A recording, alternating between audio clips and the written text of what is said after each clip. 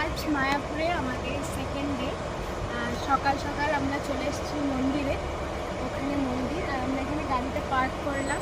এই যে বড় পার্কিং এরিয়া আছে এখানে, ওই যে ওইটা আমাদের গাড়ি, ওখানে আমরা রাখলাম। 24 ঘন্টা আপনারা গাড়ি রাখতে পারেন, তার জন্য 150 টাকা চার্জ করে এখানে। 150 টাকায় আপনি একদিন সারাদিন গাড়ি রাখতে পারবেন, প্লাস আপনি গাড়ি নিয়ে এই চত্বরের মধ্যে ঘোরাঘুরিও করতে পারেন। তো সেরকম পারমিশন আছে। তো গাড়িটাকে সেফ জায়গায় রেখে দিয়ে আমরা এখন মন্দিরে যাব, কুপন কাটবো যে দুপুরে আমরা এখানে ভোগ খাবো। আর এরপর আমরা যাব নবদ্বীপ দর্শনে।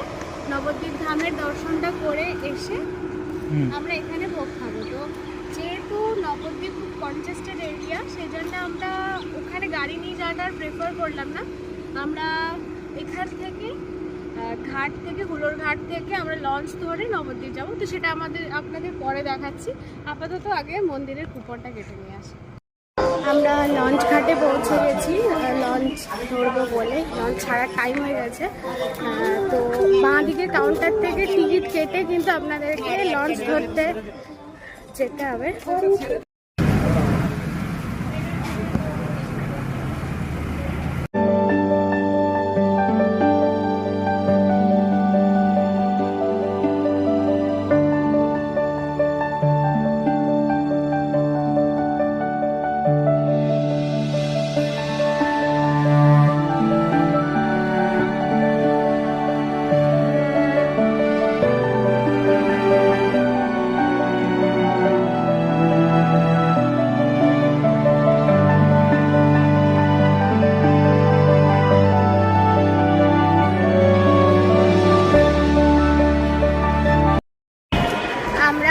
লঞ্চ থেকে নেমে এখন উঠে পড়েছি টোটোয়। আপনারা যখন নামবেন তখনই গোড়াঘাট থেকে অনেক টোটো পেয়ে যাবেন।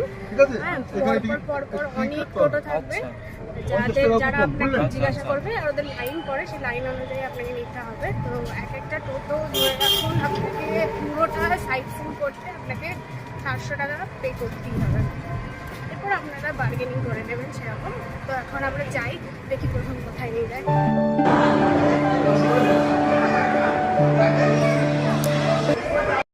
এখন আমরা আছি হচ্ছে রাধারানীর মন্দির। এটা রাধারানী বিরাজমান বলে রাধারানী নাম হয়তো আমি ভেবেছিলাম, কিন্তু যতটা আমি শুনেছি এটা রাধারানী নামে কোনো গায়িকার স্থাপন করা মন্দির, ওই জন্য এই মন্দিরের নাম রাধারানী মন্দির। আর সামনে যেটা আছে সেটা ঘাটটাও হচ্ছে রাধারানীর ঘাট, এর সামনেই ঘাট করবে যেটা রাধারানীর ঘাট। আমাদের রাধারানীর মন্দিরে দর্শন করা হয়ে গেছে, কিন্তু ওখানে বিগ্রহের ছবি তোলা নিষিদ্ধ, তাই আমি মূল মন্দিরের কোনো ভিডিও করিনি। আর এখন আমরা যাচ্ছি প্রাচীন মায়াপুরের উদ্দেশ্যে, যেখানে জন্মস্থান আর ওই 60 ফুট উঁচু গৌরাঙ্গ মহাপ্রভুর বিগ্রহ আছে, তো সেখানে যাচ্ছি আমরা। এখন এসেছি চৈতন্য মহাপ্রভুর জন্মস্থানে, যেটা হচ্ছে জগন্নাথ মিশ্রের বাড়ি। হয়তো ঠিকঠাক আওয়াজ আসছে না, পাঠ হচ্ছে বলে। তো এখানে আমরা জন্মস্থানের দর্শন করব, যেটা নিম গাছের তলায়। আর এখন আমরা দর্শন করছি মূল মন্দিরে যে গর্ভগৃহ আছে সেখানে। এটা প্রাচীন মায়াপুরের মধ্যে পড়বে। এখানে আসার জন্য টোটো আপনাদেরকে এক্সট্রা চার্জ করবে। তো এইখানটা আর এখান থেকে 60 ফুট যে চৈতন্য মহাপ্রভুর মূর্তি হয়েছে সেইটা দেখার জন্য এই দুটো প্রাচীন মায়াপুরের মধ্যে পড়ছে।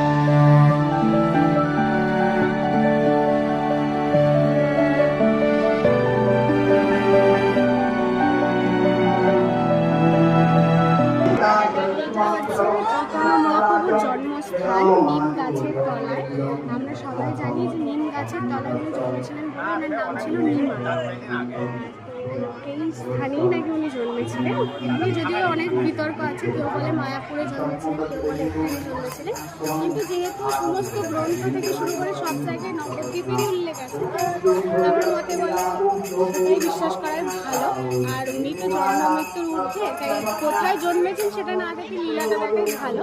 তো যেটা কোথায় আছে সেটা বিশ্বাস করে এই নিম গাছের তলায় উনি জন্মেছিলেন, সেটাই বলা হয়।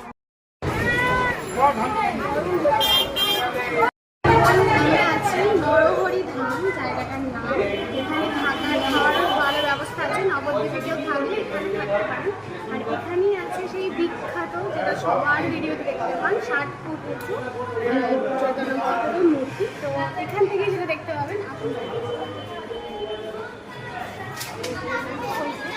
এখান থেকে দেখা যাচ্ছে। আর এখান থেকে আমরা গুহার ভেতর দিয়ে যাবো, গুহার ভেতর দিয়ে গিয়ে আমাদের ওইদিকে যেতে হবে।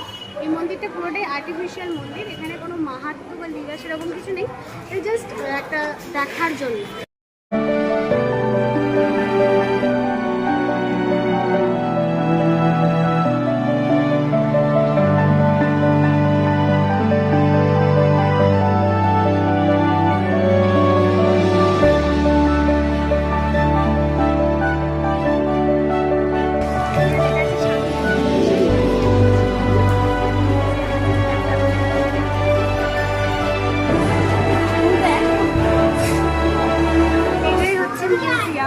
এখানে ভগবানের নানা রকম লীলা আছে, এখানে ভালো করে কাচের মধ্যে ওপার আপনাদেরকে দেখতে হবে, নানা রকম অবতার আছে। আমরা নরহরি ধাম থেকে বেরিয়েছি দর্শন করে, এবার আবার টোটোতে উঠে পড়েছি, এবার দেখি কোথায় যাই। আর পুরো মন্দিরটাই যেরকম বলেছিলাম আর্টিফিশিয়ালি তৈরি করা মন্দির।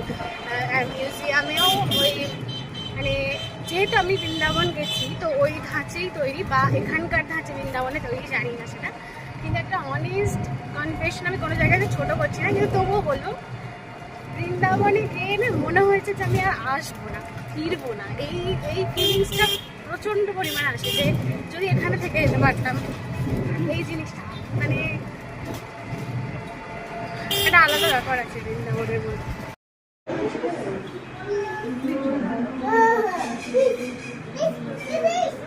আমরা দর্শন করলাম সোনার গৌরাঙ্গ মন্দির। যেহেতু নামটা সোনার গৌরাঙ্গ, ওই জন্য হয়তো অনেকেই মনে করবেন ভিতরে যে বিগ্রহ আছে সেটা হয়তো সোনার, কিন্তু আসলে কিন্তু সেটা নয়। সোনার গৌরাঙ্গ গৌরাঙ্গদেবের নাম, যেহেতু তার গায়ের রং সোনার মতো ছিল ওই জন্য তাকে বলা হতো সোনা। সোনার গৌরাঙ্গ তার গায়ের যে রং তার জন্য, আসলে কিন্তু এই যে মূর্তি সেটা কিন্তু সোনার না, অষ্টধাতু যেরকম নর্মাল মূর্তি হয় সেরকম মূর্তি, এটা সোনার মূর্তি না। এখন আমরা আছি শ্রী ধামেশ্বর মন্দির, এই মন্দিরের নাম। এটি নাকি বিষ্ণুপ্রিয়া দেবীর সেবিত মন্দির, তাই লেখা আছে। আমরা যেরকম জানি মহাপ্রভুর দুজন স্ত্রী ছিলেন, লক্ষ্মীপ্রিয়া যিনি সাপের কামড়ে মারা যান, তারপর ওনার বিবাহ হয়েছিল বিষ্ণুপ্রিয়ার সাথে। তো বিষ্ণুপ্রিয়ার সাথে সংসার করার কিছুদিনের মধ্যেই উনি সংসার ত্যাগ করে পুরী ধামে চলে গেছিলেন, সেরকমই আমরা যেমন জানি।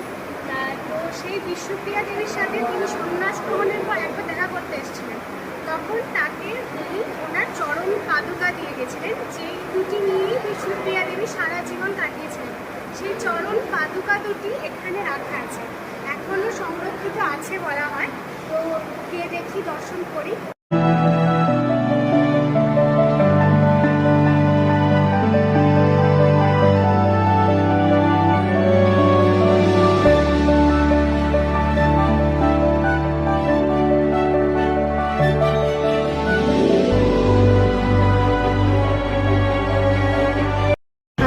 ধামেশ্বর মন্দির থেকে দর্শন করে বেরিয়েছি, আর এই হচ্ছে এখন নবদ্বীপের রাস্তার অবস্থা। এত কনজেস্টেড রাস্তাঘাট, দুটো টোটো পাস হচ্ছে না, এত সরু গলি। যাই হোক, এটাই মাহাত্ম্য তীর্থস্থানের গলি। এখন আমরা বসে আছি গোবিন্দবাড়ি মন্দিরে, এখানে সর্বক্ষণ হরিনাম সংকীর্তন হয়। আর সামনে আমরা মন্দিরও দর্শন করে এসেছি, যেটা ভিডিও আমার করা হয়নি। আর প্রচণ্ড বাইরে গরম, প্রচণ্ড গরম, আর আমরা শুধু ঠান্ডা জল কিনছি আর খাচ্ছি। এই মন্দিরের ভিতরটা বেশ ঠান্ডা। আর আরেকটা ভালো ইনফরমেশন আমরা এখানে পেয়েছি, সেটা হচ্ছে এই গোবিন্দবাড়ি মন্দিরে খুব সুন্দর ভোগ খাওয়ানো হয়। তো যদি কেউ নবদ্বীপে ভোগ খেতে চান তাহলে অবশ্যই গোবিন্দবাড়ি মন্দিরে খাবেন। এখানে 100 টাকাতেও ভোগ পাওয়া যায়, 200 টাকাতেও পাওয়া যায়, আর মনে হয় 90 টাকাতেও পাওয়া যায়।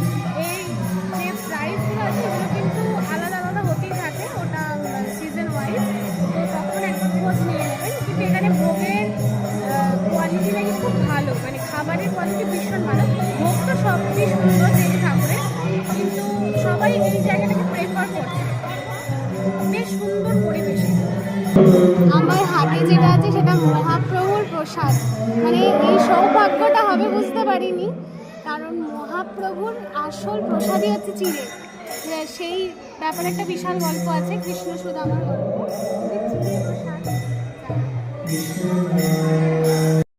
আমাদের হয়ে গেল নবদ্বীপ দর্শন করে আমরা লঞ্চ পেয়ে গেছি বলে তাড়াতাড়ি লঞ্চে উঠে পড়লাম। আমাদের পুরো দর্শনটা করতে প্রায় সময় লেগেছে 2 ঘন্টা মতো। 12টা যেহেতু বেজে গেছে তাই আমরা পোড়া মায়ের দর্শন করতে পারলাম না। যাই হোক, ওটা না হয় পরের বারের জন্যই তোলা থাক। আর দর্শন খুব সুন্দর হয়েছে। যে দাদা আমাদেরকে নিয়ে গেছিলো টোটোতে, তিনি খুব সুন্দরভাবে দর্শন করিয়েছেন। তো বেশ ভালো লাগলো, মনটা একটু শান্তি হলো। এবার আমরা পেয়ে যাবো মায়াপুর। ওখানে আমাদের কুপন কাটা আছে খাবারের, গদা ভবনে গিয়ে আমরা প্রসাদ গ্রহণ করবো। তারপর আমরা চলে যাবো বর্ধমানের উদ্দেশ্যে, বেরিয়ে পড়বো দুপুরে। তো আপাতত লঞ্চে যাওয়া যাক।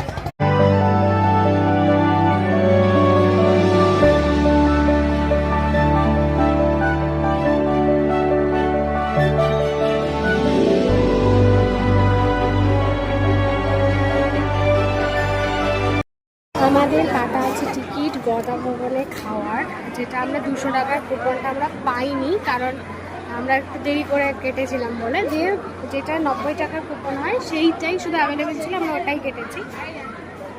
তো লাইন দেখাচ্ছি, এই হচ্ছে লাইন। এখন আমরা এই দিকে আছি, এইটা দিয়ে ঘুরে ঘুরে ঘুরে ঘুরে ওই সামনেটা দিয়ে আমাদেরকে এখানে ঢুকতে হবে। যদি কেউ এত ঝামেলা ছাড়া খেতে চান, দয়া করে 12টার মধ্যে লাইন দিন। আর জুতোটা আগে জমা দিয়ে তারপরেই লাইনের জন্য আসবেন, কারণ জুতো জমা দিতে না হলে আপনাকে আবার বেরিয়ে যেতে হবে, যে আপনার লাইনটা মিস হয়ে যাবে। তারপর লাইন অনেক দূর চলে যাবে।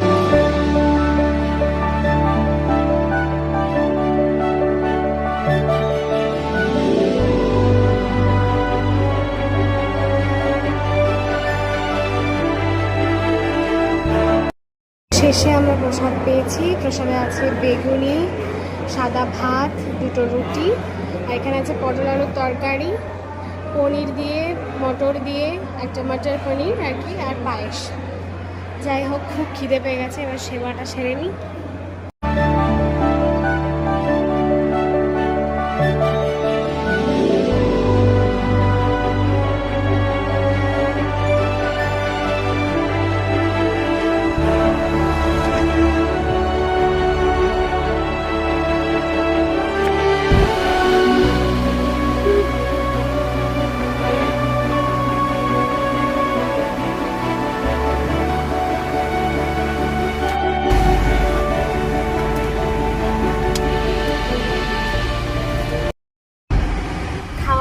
করে কিছুক্ষণ রেস্ট নিয়ে চেপে পড়লাম গাড়িতে, গাড়ি ছেড়ে দিলাম। এবারের মতো আমাদের মায়াপুর নবদ্বীপের যে দর্শন সেটার বিশ্রাম হলো। আশা করছি আবার তাড়াতাড়ি আসতে পারবো যদি রাধা মাধব টানে। এর পরের বার আমরা সমস্ত খোঁজ নিয়ে এসেছি। এর পরের বার আসলে আমরা মায়াপুরের ভিতরে যে ভবনগুলো আছে সেখানেই থাকার অ্যারেঞ্জমেন্ট হয়ে যাবে আশা করছি। তো তার জন্য আপনারা ওদের অনলাইনে নাম্বার দেওয়া থাকে, তাতে কল করতে পারেন। কিন্তু এখানে যদি ডাইরেক্ট চলেও আসেন, এতগুলো ভবন আছে যে কোথাও না কোথাও আপনারা ঠিক ঘর একটা পেয়ে যাবেনই। তো তার জন্য একটা ভক্তি বেদান্ত বুক ট্রাস্ট এরকম কিছু একটা ঘর আছে, যেটা গদা ভবনের কাছাকাছি। তো ওইটা একবার কাউকে জিজ্ঞাসা করবেন, বা সবসময় যেদিকে লোকেশন দেওয়া আছে যেরকম একটা জায়গা থাকে সেখানে সবসময় আপনি পেয়ে যাবেন, দেখতে পাবেন, ওটা মার্ক করা আছে। তো সেখানে গিয়ে আপনারা কথা বলে নিতে পারেন, তাহলে যে কোনো ভবনে একটা না একটা রুম আপনাকে দিয়ে দেওয়া হবে।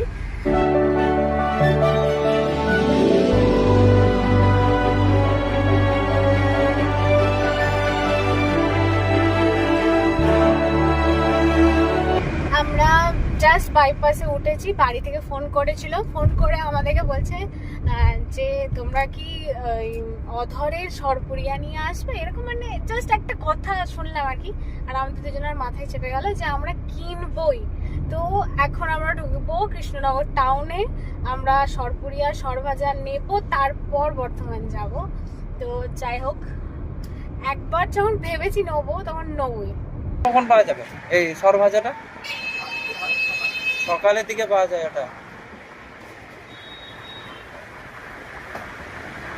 1 কেজিতে কত পিস আসবে মোটামুটি? 17-18টা। এই যে নেওয়া হয়ে গেছে আমাদের অধর মিষ্টান্ন প্রতিষ্ঠান। যদিও এখানে দোকানের নাম হচ্ছে অধর মিষ্টান্ন প্রতিষ্ঠান, তো আপনারা যখন গুগলে সার্চ করবেন তখন অবশ্যই অধরচন্দ্র দাস অ্যান্ড সন্স লিখে দোকানটা সার্চ করবেন, নাহলে কিন্তু অন্য দোকানে নিয়ে চলে যাবে বাস স্ট্যান্ডের কাছে। আমরা প্রথমে তাই হয়েছিল, তারপর যখন আমরা আবার ইউটিউবে সার্চ করে ওইটায় দেখলাম, তারপর আমরা খুঁজে পেয়েছি দোকানটা। তো এখন সরপুরিয়া হচ্ছে 680 টাকা কেজি, আমরা 1 কেজি নিয়েছি। আর সর ভাজাটা শুধু সকালের দিকে পাওয়া যায়, বিকেলের দিকে পাওয়া যায় না। সর ভাজার প্রাইসটা ওনারা এখন বলেননি কিছু, আর ওটা 700 কি 800 এরকম চলে বললো, এর মাঝামাঝি। আর একটা জিনিস বলে দিই, সেটা হচ্ছে এখানে অনলাইনে পেমেন্ট হয় না, ক্যাশেই আপনাকে পে করতে হবে।